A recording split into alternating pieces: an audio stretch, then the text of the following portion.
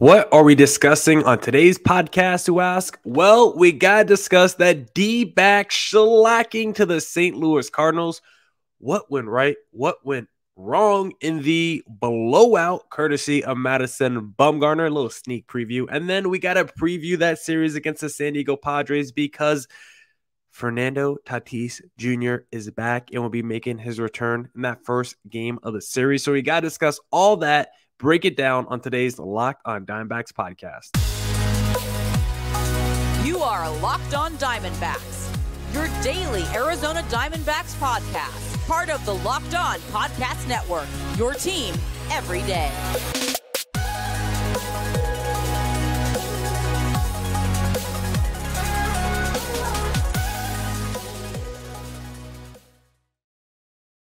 Welcome into the Locked on Diamondbacks podcast, part of the Locked on Podcast Network, your team every day. You're listening to who? The always charismatic host of this podcast, Millard Thomas. I'm a multimedia journalist and I'm a graphic designer, so please go check out my website, millardthomas24.myportfolio.com. On there you can see all my latest work, from my packages to my articles to my photos and my graphic design. If you want to see more content by me, just follow me on Twitter at CreatorThomas24 for my personal account, or just look up Locked on Diamondbacks, spelled Twitter, Instagram for the podcast handle, and of course, thank you for making Locked on Diamondbacks your first listen every day. I would not be able to do this podcast without you, my loyal listeners, sharing, subscribing, reviewing, doing all that so I could do this podcast for you. Thank you. It's free and available on all platforms, so please continue to tell your friends and tell your friends about Locked on Diamondbacks on YouTube. So please hit subscribe on the Locked on Diamondbacks YouTube channel. But for today's podcast, we got to first start by talking about the series finale to the St. Louis Cardinals because the D-backs were completely shellacked in the finale. Now, thankfully, the D-backs were able to take 2 out of 3 from the St. Louis Cardinals and look pretty good in that, aspect because we didn't talk too much from this series, but the D-backs offenses honestly looked really good this series. They put up 6 runs that first game, 8 runs the second game, and even though they lost in the third game, they still put up 5 runs, and I think if this was a little bit of a closer game, I felt like this D-backs offense had a lot of life today, but I think once you see you go down 14-3 in a game, you're like, all right, it's going to be a little bit tough to come back in this and maybe you rest on your laurels a little bit because it felt like the D-backs offense was ready to match blow for blow with the Cardinals, but the Cardinals offense against our pitching today was just absolutely atrocious. But the D-backs were able to take 2 out of 3. Madison Bumgarner looked terrible. Peter Solomon looked terrible as well, but we'll get to them later because for this podcast, I first want to start with the positives from that series finale against the St. Louis Cardinals. And the first thing that I want to talk about is the youngins looking good in the lineup because, like I said, the offense I thought was pretty good today because overall 11 hits is always solid when you get double-digit hits. Still need to draw more walks, only 3 walks to 10 strikeouts. Still could do better than that. Team was 1 for 10 runners scoring position, so it wasn't a perfect day for the offense. But the youngins were able to put in work. You got a 0 for 5 from Rojas with 3 strikeouts. You don't love to see that, but Corbin Carroll batting third for the D-backs, went 2 for 3, 2 walks. And now if you look at Corbin Carroll's slash line, it's quietly super nasty. A 292 average, 333 OBP, and a 554 slugging. Corbin Carroll also stole a base today, so he's got 7 on the season. So I think Corbin Carroll is in line for a 30 stolen base, he's in line for a 50 stolen base, 30 home run season. I don't know exactly how it breaks down, but he's on pace to put up some big nummies this year and potentially, of course, win that Rookie of the Year award. And like I said, and I've been saying, I think the D-backs are going to have multiple dudes the top 5 of the Rookie of the Year voting, which will just cement the D-back status as the best up-and-coming core in Major League Baseball. And I think after this season, that will be cemented. I think everyone will be talking about the D-backs as the team of the future, especially if they keep winning ball games. Let's not get too ahead of ourselves. But I think the D-backs, like I've been saying, if they get that 8 in front of their win-loss record by the end of the season, and it could be 81-81, it could be 85 and whatever that is. But if the D-backs start their win-loss record with an 8 at the end of the season, I think they're going to be a lot of people's favorites for next year as the sneaky team to take one of those wild card teams or wild card spots. But let's move on. Corbin Carroll, fantastic in this game. Also, who was really good? The man, the myth, the legend. He's back in the fold. He didn't make the opening day roster, but he's still a friend of the pod. Pavin Smith, who has just been electric since coming back in the lineup, replacing somebody with injury, because ever since then, I mean, he's looked absolutely locked in. I mean, 2 home runs for Pavin Smith this series. He had one today. He had a grand slam in game 2, which was insane. I witnessed a Pavin Smith grand slam live, which is something I don't know if I was ever going to say. Pavin Smith, his slash line right now, of course, it's super small, his sample size, because he's played a lot less games than everyone else in the lineup. But Pavin Smith so far, 381 average, 458 OBP, the 810 slugging. Who said Pavin power didn't exist? Because Pavin Smith has looked like he's fighting for his job, because he quite literally is, because he, you know, if he wants to stick around with this D-backs rotation and line up for the long haul, then he probably does have to do a little bit more work. And so far, if he continues playing like this, because the question for Pavin Smith was always, you know, defensively, there's nowhere to play him. Then offensively, it's like Christian Walker could play 160 games. You're not going to sit Christian Walker for a Pavin Smith and a platoon advantage. So it's like, is he good enough to be a DH? But with the way Pavin Smith is swinging the bat right now, you're like, yeah, I want that extra lefty in my lineup as a DH when possible. Will there be more conversations of Pavin Smith versus Alek Thomas, maybe for a DH when there's a lefty on the mound, or whoever is DH that day? Because who was the DH today? Pavin Smith was. So there's always going to be questions about which lefty you could DH when there's a righty on the mound, of course. And now Pavin Smith, the way he's playing and swinging the bat, he's going to be in the conversation for at least a little bit. And the D-backs are definitely going to ride out this hot streak and a little power surge by Pavin Smith, because that is definitely something the D-backs will do. And then Alek Thomas only had 1 hit in this game, but it was a beautiful swing, home run. Nice to see Alek Thomas get a little bit of power going. First home run of the season. He was considered maybe a not big power guy coming up through the minor league system. You're like probably 15 to 20 home runs, but he's going to be a guy with a lot more gap, double power, and he's definitely displayed that throughout his career. But we'd still like to see a little bit more power out of Alek Thomas, and he's still trying to, you know, get it together offensively, because still his numbers on the year aren't like eye-popping or phenomenal. Alek Thomas's slash line is still only 176, 250, and 314, but the way he's been playing the last couple weeks at the plate, the confidence is starting to be there. And again, if you looked at the StatCast, a lot of the hard contact numbers and rates were in the red. He was getting the barrel to the ball, putting good line drives, hitting the ball effectively with power. It just was always going to the defense. So I think Alek Thomas is going to get some positive regression as the season goes along. Then this guy, the last person I want to talk about, somehow he hasn't slowed down at all. Somehow this guy, with every time he starts in a D-backs ball game, it feels like he gets a hit.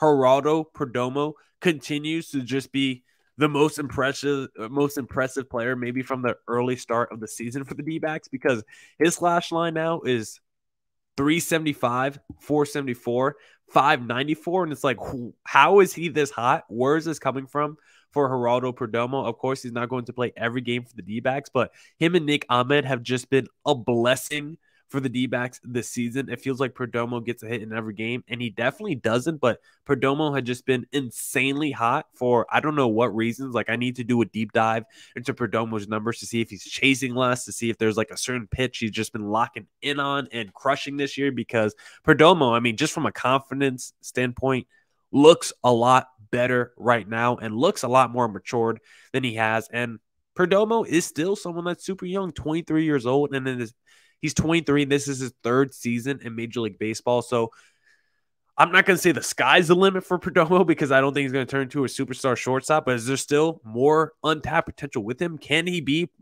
a potential everyday above average Major League shortstop? Yeah, that's still in the cards. I'm not saying he's going to be a superstar, but can he be maybe a better version of Nick Ahmed in his prime? I definitely think that's still possible in the cards for Geraldo Perdomo. So love the fact that the youngins are looking young, playing young, and playing electric right now. Alek Thomas, Geraldo Perdomo, Corbin Carroll, Pavin Smith. The future is looking bright for the D-backs. And something that is always looking right whenever I'm hungry is Built Bar, because something exciting is coming to Built.com on April 22nd. I don't have all the details yet, but the excitement is real, and it's something you won't want to miss. If you know how Built works, they have the most incredible protein bars in the world, and they do these amazing flavor drops with unreal flavors in limited quantity. So mark your calendars and head to built.com on Saturday, April 22nd to be one of the first to discover what's all the hype is about. I can't wait to see what this new flavor is. Make sure to use promo code LOCKDOWN15 and you'll get 15% off your first order. And also, thank you for making Locked On Diamondbacks your first listen every day. Let me start that over. Thank you for making Locked On Diamondbacks your first listen every day. Every dayers, tomorrow on the show, we are talking with Javi Reyes of Locked On Padres, breaking down Fernando Tatis's return. So you're going to want to tune into that. If you're a Locked On Diamondbacks every dayer, that's why I stumbled on my words, because it was every day. Then the very next line was every dayer. So that's why I messed up there. And if you do listen to Locked On Diamondbacks every day, put hashtag everydayer on the Locked On Diamondbacks YouTube channel, because I want to see who my loyal listeners are on the Locked On Diamondbacks podcast. But let's get back into the podcast. Let's discuss the bad. But I do have one more good that I want to hit on real quick before we get into the bad. Ketel Marte starting to heat up a little bit, because Marte now has at least 2 hits in 3 straight games, starting to heat up a little bit. Just looks like a lot of these guys, more comfortable at the plate. Marte was a little bit frustrated, it seemed like, with himself at the beginning of the season. He was chasing pitches, swinging out the zone. I think he's a little bit more composed. He seems to have a little bit more poise right now. And after today, slash line, still not amazing, but slowly getting to the right place. 261 average, 301 OBP, a 464 slugging. Remember, Ketel Marte last season, the first, month, was absolutely atrocious. And then he got hot, and his numbers by the All-Star break were actually fine. They were a 260 average and an 800 OPS. Then all of a sudden he cratered once again in the second half. So hopefully for Marte, as he heats up and gets his numbers back to where they are, hopefully they could sustain and plateau, because I don't want another season where he gets his numbers up to where they're almost at their career average. Maybe they are at their career average, and then they just drop off precipitously once again. So hopefully Marte can sustain a little bit more this season, his talent, because we know this guy's a beast, and it's been so weird to see him play so bad and uncharacteristic for so long. So I am totally in belief of the Marte bounce back and redemption story this year. But now let's talk about the bad from this game, because, of course, the big bad that we have to discuss is Madison Bumgarner, who has now given up at least 5 earned runs in 3 of his 4 starts this year. And now the D-backs are starting to question themselves, because, of course, they gave him a terrible contract, one of the worst contracts in baseball. The fact that he's getting paid $23 million this season is absolutely insane. And Madison Bumgarner's numbers after today's start, because once again, let's reiterate, Madison Bumgarner, 3 innings, 7 hits, 7 earned runs, 4 walks, and a home run allowed, 80 pitches in 3 innings. Madison Bumgarner was flat out bad in this start against the St. Louis Cardinals, by far his worst start of the season, and he's owed $23 million this year, which is just absolutely insane. Has been arguably the worst starting pitcher since he signed with Arizona, because Madbum in his D-backs career has a 5.1 ERA in 360 innings pitched with a 1.36 whip. And if you look at his numbers for this season, it is bad.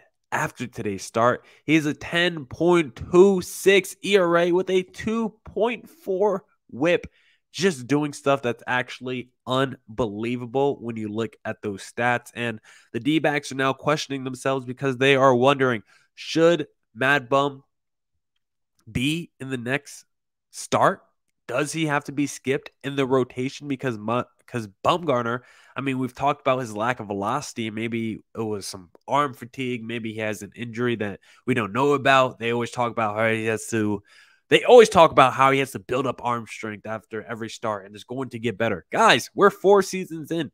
It's never going to get better. We've seen the Madison Bumgarner story for a while now. We have a pretty large sample size. It has never been good. There was a point last season where Madison Bumgarner actually did have a good stretch of games, at least when you looked at ERA. It wasn't too bad for Madison Bumgarner to start last season, and most of it was just because the D-backs were playing on the margins with Madison Bumgarner. Like, it wasn't really anything he was doing, because if you looked at it, I got his game log right here from last season. Through the first 7 starts of last year, Madison Bumgarner had a 1.78 ERA. Think about that. Through 7 starts, he had a 1.78 ERA last season, and he still finished the year with like an ERA close to 5 because he was so bad. Basically, after that 8th start of the season, Madison Bumgarner just got completely shelled for the rest of the way and ended the season with a 4.88 ERA. And there's just nothing the D-backs can do to salvage this contract.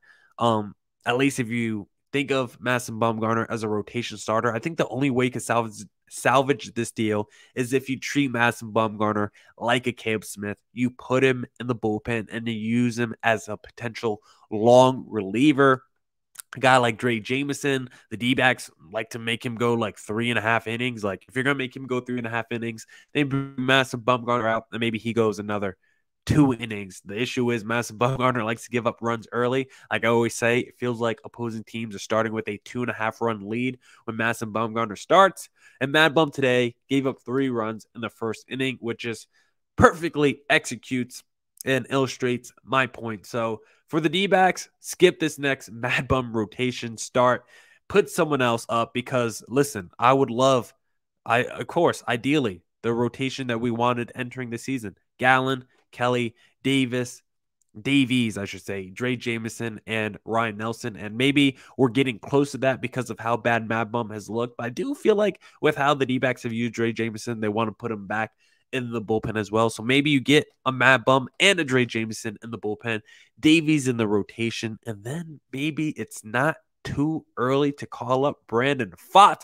I doubt that would happen. I feel like the D-backs would probably go in a different direction, but the D-backs definitely have to get Madison Bumgarner out the rotation, because I just don't think you could take this team seriously as a playoff contender, as a team that can make some noise in the wild card. If you have someone every 5th day that's going to go out there and just look terrible. Of course, Madison Bumgarner probably wouldn't make any postseason starts, but the fact that in the regular season, we just have to throw our hands up in the air and say, what can you do? Madison Bumgarner gave up another 3 home runs and walked another 7 dudes. Well, we're paying him. We have to start him. No, you don't. Get him out the rotation and put someone capable in there, because there's no reason we should concede a game every 5th day. And then the last thing that I want to hit on before this segment ends real quick, it's just Peter Solomon. He just looked terrible. He's just been so bad for the D-backs ever since being inserted into the bullpen. 2.1 innings, 7 earned runs. Him and Madbum just look like twins. They look like Siamese twins. They look like they were sharing pitching secrets in the room, because they've been just, I mean, if you're going to get Madison Bumgarner to have a start like this, then you got to put in your worst reliever, because it's like, you know what? You're going to put Solomon in a day anyway. You're not going to never go to someone that's in your bullpen. So it's like, might as well put your worst reliever out there when you have no chance of winning the game. So I don't mind Peter Solomon coming in and giving up another 7 earned runs, even though I do think if Peter Solomon pitched well, the bullpen was good after Madison Bumgarner. Like I said, I do think the D-backs often showed life and potentially could have came back in this game. But once you go down, or the D-backs down. The D-backs at one point were down 14-4. Once you're down 14-4, I think you're just conceding as an offense, and I think that's what happened here. So Peter Solomon was the other bad from this game, and Madbum, of course, was the ultimate bad from this game. But you know what's not bad? And what's really good for your car? eBay Motors. Because for a championship team, it's all about making sure every player is a perfect fit. Madison Bumgarner is definitely not that.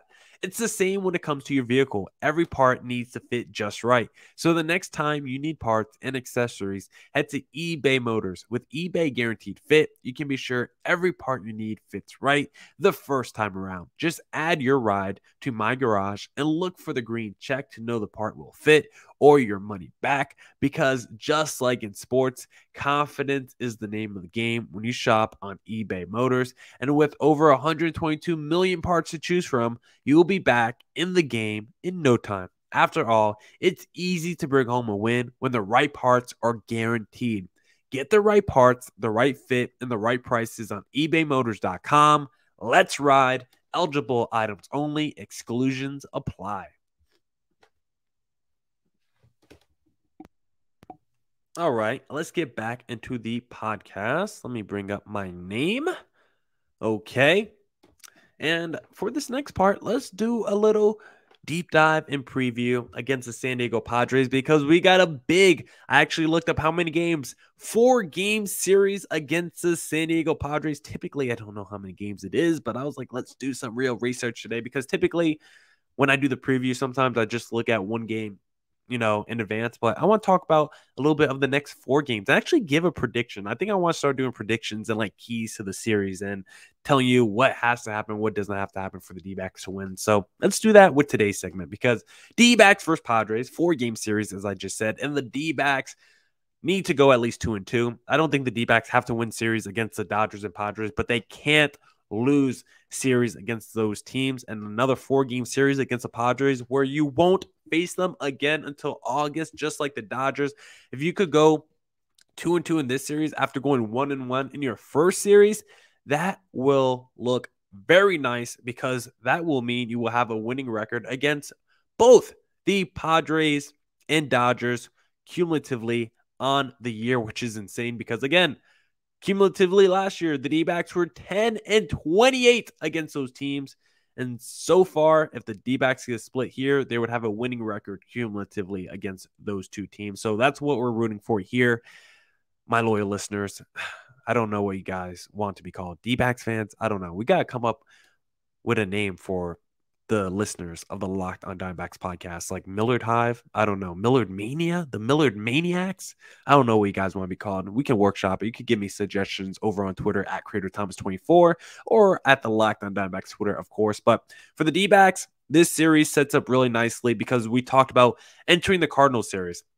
We need to win 2 of 3, and it had to be the first 2 games because entering the Cardinals series, I said, I like our chances to win the first 2 games. And then if we do that, we'll probably lose a 3rd game because Madison Bumgarner is terrible. And that's exactly what happened. And then I want that to happen because I looked ahead to the San Diego Padres with Madison Bumgarner in the finale. That means he won't be pitching against the San Diego Padres, who typically tee off against Madbum. And so now our next 4 in the rotation, we get Ryan Nelson, we get Gallen, Merrill Kelly, and Dre Jameson. We get our 4 best potential options to slay the beast that is the San Diego Padres. And Ryan Nelson on the mound against Michael Walker in game 1 with, remember, Fernando Tatis back after barely, I don't think he's played baseball in like the last near 600 days, which is insane. So hopefully he starts off a little slow and gets a couple strikeouts. But Ryan Nelson has been very good in his start so far against the Padres in his career because he's faced the Padres, I think, 3 times already, and he's only given up 3 earned runs or less in every start he's had against the Padres so far this year. So you'd like to see that. And his first start this year, 5 innings, 3 earned runs against the Padres, and the D-backs could have won that game and went 2-0 against the Padres because if you remember, Scott McGough came in the game and basically lost that game because he gave up a walk-off home run. He gave up back-to-back home runs. Now remember it, back-to-back solo shots to the San Diego Padres in the 9th inning. So that's a key to the game. If the D-backs are in a save situation or a high-leverage moment, don't put Scott McGough in the game because he just cannot be trusted. Zach Gallen in game 2. In his first start this season against the Padres, he went 6 innings, pitched 4 earned runs, but the offense was able to step up behind him. Dre Jameson actually got the save in that game. So D-backs went 1-1 against the Padres with their 2 starters looking all right, but not great. But Gallen has looked a lot better, in his last 2 starts than his first 2 starts. I mean, Gallen hasn't given up an earned run in the last 13.2 innings pitched, so he's back to looking good. Ryan Nelson, I think, is starting to come around a little bit. He's probably a guy that pitches around 5 to 6 innings and around 2 to 3 earned runs. I don't think Ryan Nelson has been phenomenal this year, but he also hasn't been bad. He's just been a solid rookie starter, which is exactly what you want from your number 4, number 5 guy who is as young as Ryan Nelson is. Then you get Kelly and Dre Jameson to round out the rotation. Absolutely love it. We just need the D-backs to split here. Zach Gallen in his career against the San Diego Padres hasn't typically been pretty. Like, if I had to pick which games I think the D-backs are going to win, I think it's actually going to be the Ryan Nelson and Merrill Kelly starts because, like I said, Ryan Nelson has never given up more than 3 earned runs in the 3 starts he had against the San Diego Padres. Zach Gallen has a career 4.22 ERA against the Padres in 49 innings pitched. Merrill Kelly, a 2.61 career ERA in 72 innings pitched against the San Diego Padres. That's why I think Merrill Kelly is going to win a start. And then Dre Jameson, 9 innings, 1 earned run against the Padres. The 1 start he had last season against the Padres, he went like 7 innings, no earned run. So good chance the D-backs win that start too, but just the fact that the D-backs have been weird with Dre Jameson and don't want him to pitch like past 4 innings. So we'll see what kind of leash he gets. But I like the Ryan Nelsons and the Merrill Kellys to win their starts against the San Diego Padres. The D-backs go 2 for 2. And when you look at the when you look at the Padres lineup, it's not that good right now. Like, a lot of big names, but the Machados and the Sotos of the world are super quiet. Bogarts has been hot, so you're going to need to cool him off. And then Nelson Cruz at age 42, just once again, I mean, he might have been hanging out with Fernando Tatis Jr. in the offseason. I don't know, because at 42, his numbers are looking pretty good right now. But for this Padres lineup, you don't want this to be the series where everything starts clicking. You don't want Tatis to be reinserted to the lineup. He becomes a spark plug that lights a fire under the Sotos and the Machados of the world. And then the Padres lineup is able to take off from that point, and then we're basically the catalyst for the Padres season. Nah, let's be the extinguisher, and with Tatis back, let's spoil his return and be the reason why the Padres continue to struggle, because even after the D-backs lost in the finale to the St. Louis Cardinals, they are still in first place in the NL West. I don't care how early it is. They're the only team above 500. They have a couple game lead on the rest of the division. I like where the D-backs are sitting. 2-2 against the San Diego Padres would be really nice. And then you look at the rotation for the Padres this series. Musgrove is going to make his season debut. We got face Walker in the first game, Lugo in the second game, and then Musgrove makes his debut in game 3. Like, I'm not scared of that 1-2-3. I am scared of Darvish and you. I am scared of you, Darvish, in game 4, just because he's kind of been a D-backs killer throughout his time in San Diego. But I do like the D-backs chances of at least splitting this series. I like how the matchups shake out. I like how the rotation shakes out. And the D-backs have been playing really good baseball this year. They look like the best up-and-coming team in baseball. And another series split against the tough NL West rival San Diego Padres will once again validate the D-backs as the team to watch out for in the future. Now, that's it for this edition of the Locked On Diamondbacks podcast. Come back tomorrow for more Diamondbacks news coverage and insight. We'll be talking to Javier Reyes of Locked On Padres after tomorrow's D-backs victory, break down the Tatis return, and so much more. Thank you for making Locked On Diamondbacks your first listen every day. If you're an everydayer, please put hashtag everydayer on the Locked On Diamondbacks YouTube channel. And as always, stay safe, stay healthy. Doses.